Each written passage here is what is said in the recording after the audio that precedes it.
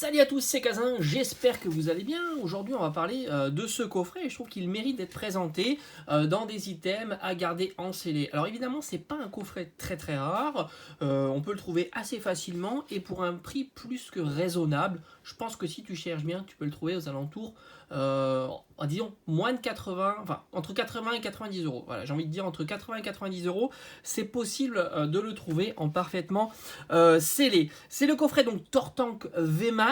Il existe une variante de ce coffret avec Florizard VMAX. Franchement, je trouve que c'est un très joli item à garder en scellé. Alors il faut savoir qu'il est sorti à l'époque où on était quand même tranquille, on était sur style de combat, ça a vraiment basculé à partir de Règne de glace.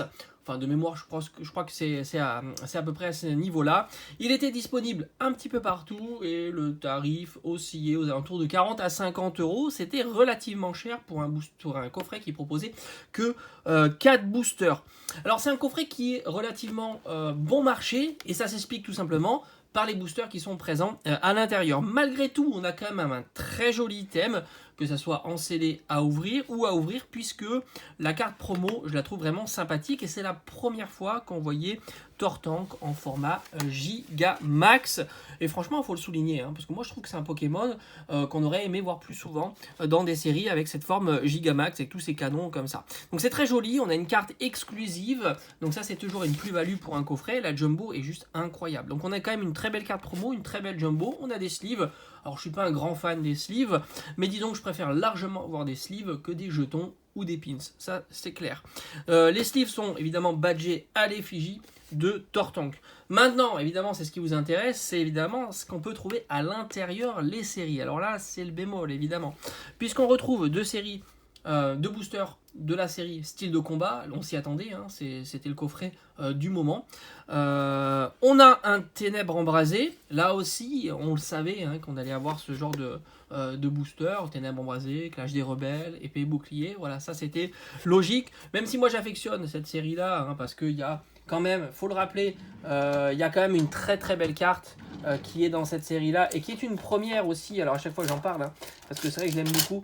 C'est l'apparition du Dracofeu en version Gigamax, voilà, donc je trouve que c'était intéressant de cette série-là, c'était cette carte-là, elle faisait vraiment plaisir, quand tu tombais dessus, t'étais quand même super content, mais c'est vrai que maintenant, avec les alternatives qui sont arrivées à partir de style de combat, ça a un petit peu bougé un petit peu tout ça. Avant on était très content d'avoir une full art avec du Dracofeu, maintenant on attend les alternatives, c'est comme ça. Donc style de combat, il y a des alternatives, elles sont plutôt bon marché en ce moment, il y en a beaucoup qui sont bon marché, je vais pas tout vérifier, je pense qu'il y en a qui sont très chers, mais il y a quand même des cartes à 50-60 euros de style de combat en alternative, donc plutôt bon marché avec des Chifours par exemple.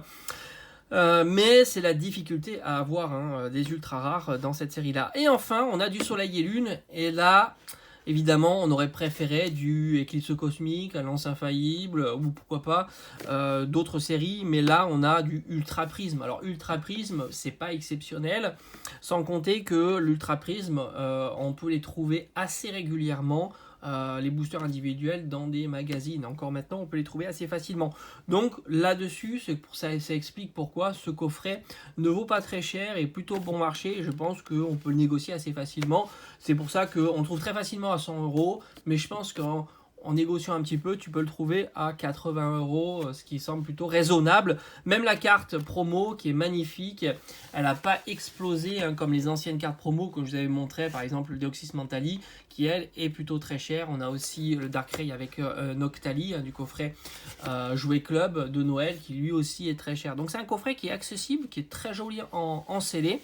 Et moi je trouve que c'est carton plein pour ce coffret, on n'est pas obligé de se ruiner, on a un très joli item de scellé et qui présente avec pas mal d'objets à l'intérieur, et je trouve que c'est plutôt sympathique, les sleeves, les deux cartes promo et les 4 boosters. Allez, je te dis à bientôt pour de prochaines vidéos collection, allez ciao ciao.